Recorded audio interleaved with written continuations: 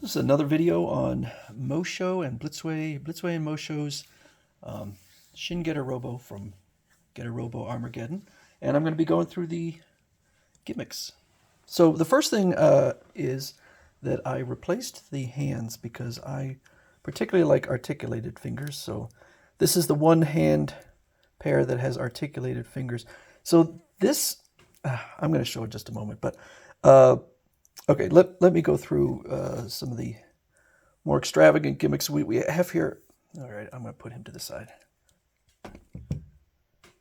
We have here one of the gigantic axes that he held in the anime. So this is all plastic. The rod here appears to be metal, but this is all plastic. I don't think it has any movement in it. I didn't really. So I have other figures with axes too. Then we have other Robo figures from Armageddon, actually. So we have this giant axe. Now, from my experience, I didn't try it out, but from my experience, the articulated fingers are never strong enough to, or rarely strong enough to hold an axe. So we would have a replaceable hand. Okay. So it also comes with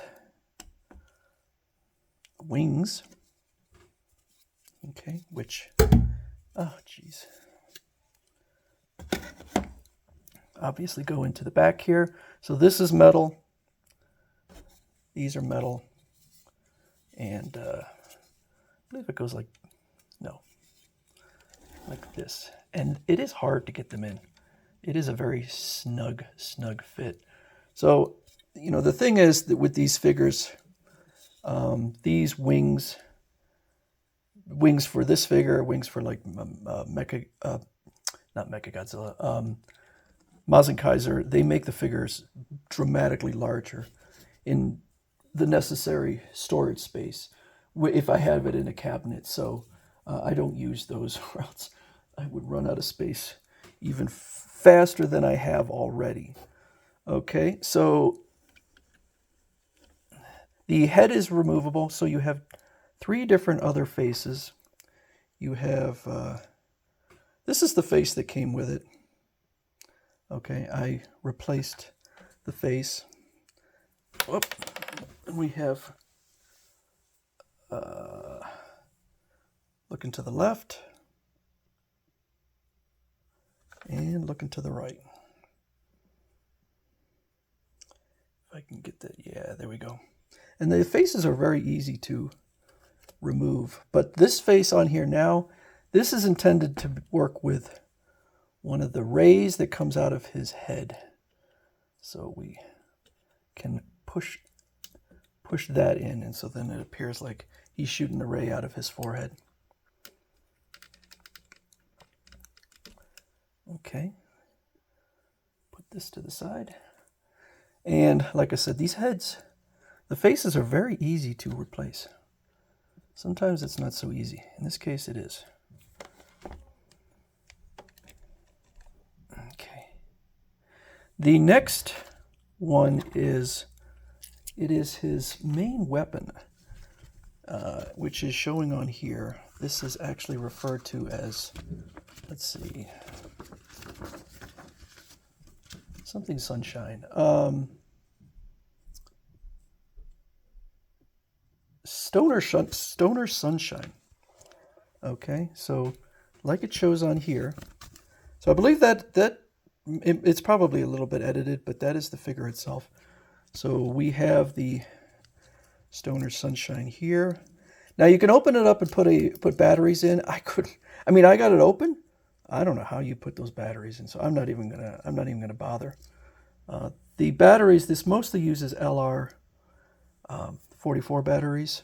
Now this also came with it, and I'm not sure what it is. It looks like a piece of the alien, but it's magnet, and you can stick it on his abdomen.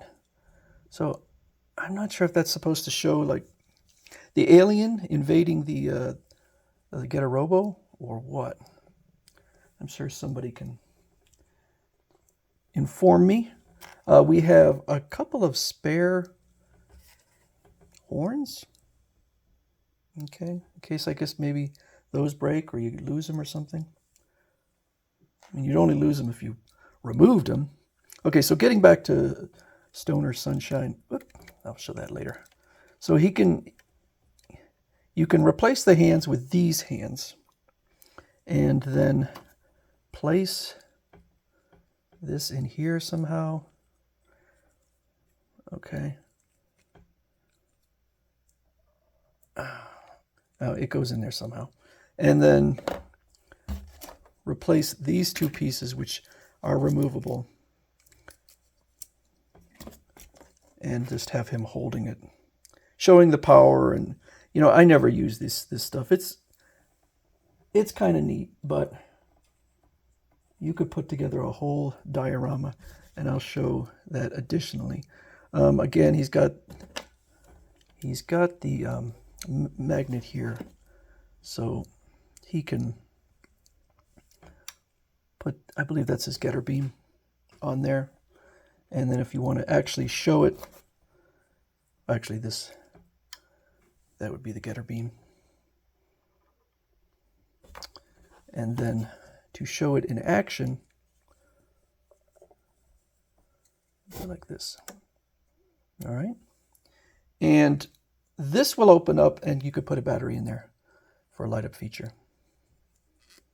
Again, I couldn't figure out how to put the battery in, and I don't read Japanese, so I may have been simply missing something.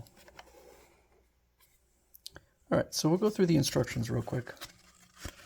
Again, it shows all of the metal where the die cast is in there. You can see the blades on there are die cast, all the joints are die cast. We got the die cast going through the torso and down the legs. Lots of die cast. And then we have, okay, all right, so I will show this real quick, which is the full diorama. This is supposed to represent the aliens that are attacking Earth, and it's heavy. This is heavy. That's much of the weight that came in the box, so you can't really see it right now, but then what would happen is you would have get a Robo up here. It snaps in. I can't really, you're not really seeing it, but he would be up high, suspended on this pole here. And then you could have him doing like the Stoner Sunshine. So you could have quite a display. Of course, it's going to raise the height. So if you have shelving that you're putting in, then, or you're putting it inside a shelf, that shelf is going to have to be pretty high to support having it all tricked out. Okay, so we have other pairs of hands. So this little piece here, I guess it goes down in here. I don't know what exactly that's supposed to be doing. I don't know what the point of that is. You saw the wings getting pegged in. Now we have okay, actually before I get there, whole page of operation ranges. So it shows how far these can go, and then we have all sorts of cautionary messages in here. Don't go further than here. Be careful by preventing the paint from peeling off. Please be cautious not to force the joint beyond the range of motion. So it's showing, do not pull, move the blades. Yes. Again, these blades are metal and they are semi-sharp. So you need to be careful with those. But it's showing all the different range of motion that you have in here. So you can turn the torso somewhat. And of course you have shoulder, you have elbow. Now one thing I will tell you is that when I replaced this, these actually come out fairly easily. And then we have theoretically light up features in here. And it shows in the instructions the light up features, how the light up features work. But again, I don't read Japanese. So I managed to to get the light up features on the torso, which use LR44, and on the calves. I couldn't figure out how to do this, replacing the wrist LED battery. So it seems to be implying that this thing will pull out. But I couldn't figure out how, and then it shows on here how to activate all of these light up features. So they each have buttons. I don't know what this is supposed to be showing me. And I'm not even supposed I'm not sure that. So this one uses an LR621 battery, but I'm not sure if the batteries are in there. I don't know so I'm confused. Now I will say another thing that, so this kind of whitish piece on here, it will pop, the hand pops into a thing here. It is in there so stiff, I don't know that I could ever pull this out again. Well, maybe it is a little bit. All right, so there are, there's an area in here that you have to put it in specifically and then twist it to lock it in. So as to the light up features, we have this here. And again, what I did was I had to open up this panel back here. This is the panel that will open up so that he can be put on that rod. And then you have a button here and a button here. Now, here's the thing. I ran out of batteries. This is a somewhat specialized LR44. That's why this one's not lit up. I didn't feel like, I did go to Target to see if I could, they didn't have it. So the original ones that I bought a while back, I bought from Amazon. So it is pretty cool though. And the batteries go in fairly easily, not a problem.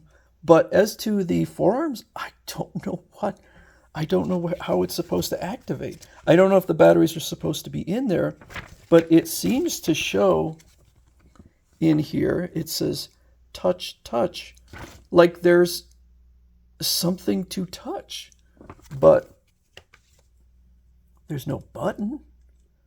So I don't know. I always take the batteries out though, because if I leave them in there 2 years from now, they could be corroded. So I don't keep my batteries in my, I have lots and lots of robots with light up features and I don't use them because of fear of damaging the figure by forgetting to remove them. Sometimes the batteries actually come in the figure, but in this case, they didn't even come with the figure, so I had to go purchase them. And I mean, sometimes they're literally in the figure. Sometimes they're separate from the figure, and sometimes they don't come. In this case, they didn't come at all, which is, I mean, it's not that big a deal. I kind of like when they do give you the batteries, but it's not a big deal. So those are the gimmicks. I will once again return to my biggest shock with this figure. Well, the two biggest. The first one is that the blades are metal. And the second one is that it's $210.